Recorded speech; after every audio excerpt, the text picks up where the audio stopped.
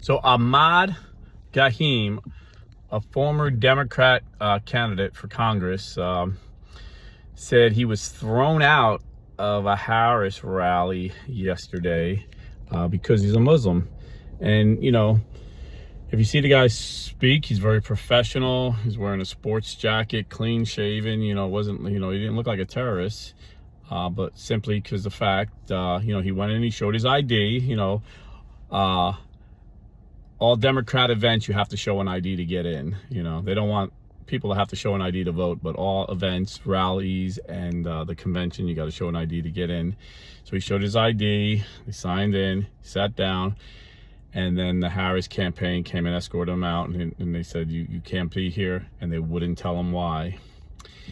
And he said it's kind of ironic the Democrats don't want us Muslims here, yet in this city, I got 15,000 votes for Congress, and 10 minutes from here, Donald Trump is meeting with Muslims leaders, listening to their concerns and actually eating lunch with them. So he's eating and listening with Muslim leaders.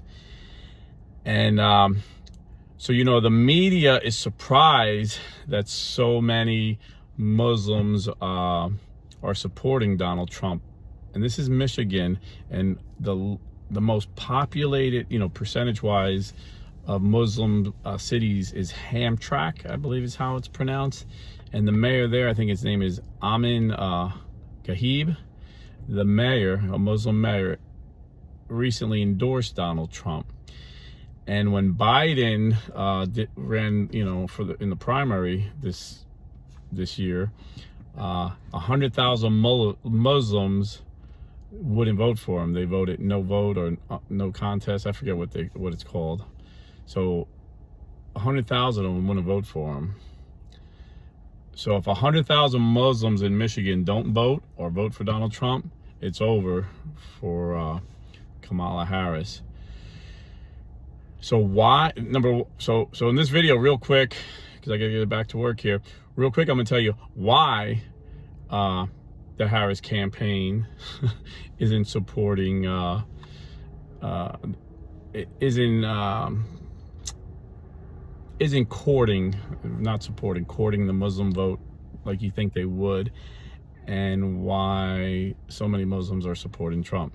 So in the beginning of this campaign, Harris made a huge mistake when she did not pick Josh Shapiro, governor of Pennsylvania, as her VP.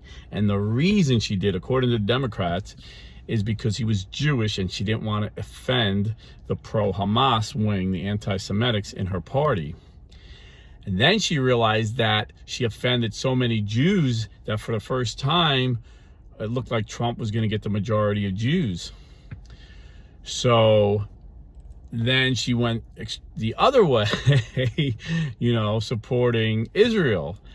And so the bottom line, the media doesn't understand why the Muslims would support Trump. They're like, we told you he's an Islamophobe. Yeah, you told us that John McCain was an Islamophobe. You told us George Bush was an Islamophobe too.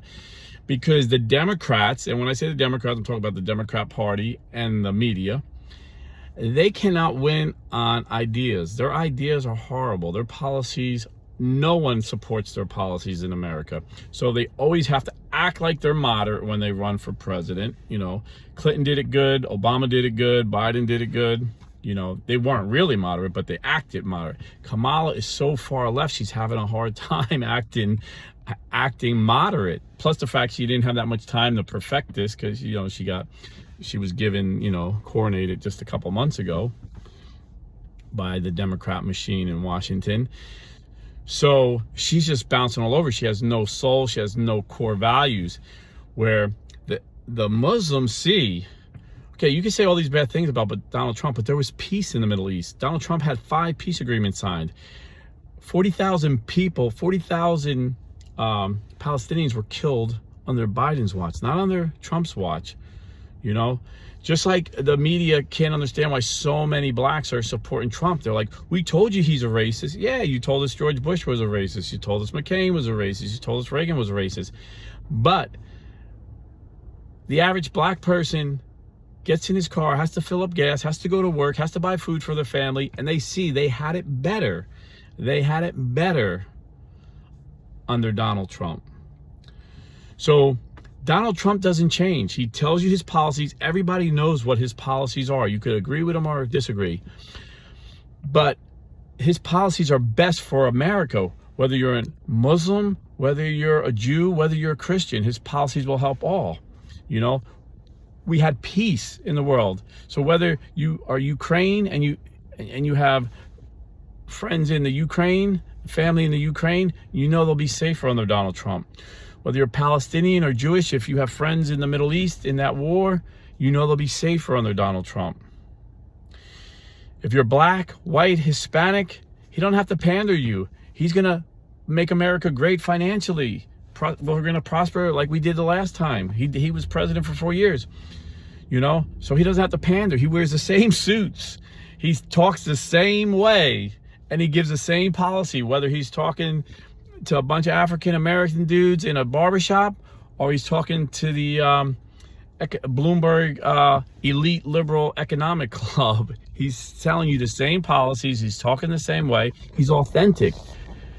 The Democrats are so fake, they cannot tell you they're communists. They always have to look like they're moderate. And people are seeing it now. More and more people are seeing it. This is why I'm confident we're going to have a landslide victory in a couple of weeks.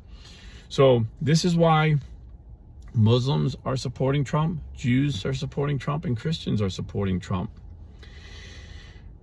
Because like Ronald Reagan said, a high tide lifts all boats. We don't need to pander to people. You know, like Kamala, she sees she's losing the black vote and she says the most racist thing to her. Oh, well, we'll legalize weed. You know, like all black guys smoke weed. You know, they just pander. They pander. They don't care about legalized weed. They want gas under $2 again. They want food affordable again. They want peace. They don't want to have to worry about their kids enlisted in the army and have to go to the Middle East again or have to go to Ukraine. We all want the same thing, you know, peace and prosperity. And, you know, Donald Trump is not the perfect man, but God never uses perfect men, because the only perfect man that ever lived was Jesus. You know, St. Paul put hits out on Christians. Moses was a murderer. King David was an adulterer and a murderer. But he used these men, and he used Donald Trump to give us peace and prosperity, and he'll use Donald Trump to give us peace and prosperity again. So I don't know about you, but I'm voting for the guy who took a bullet for me. God bless and stay Catholic.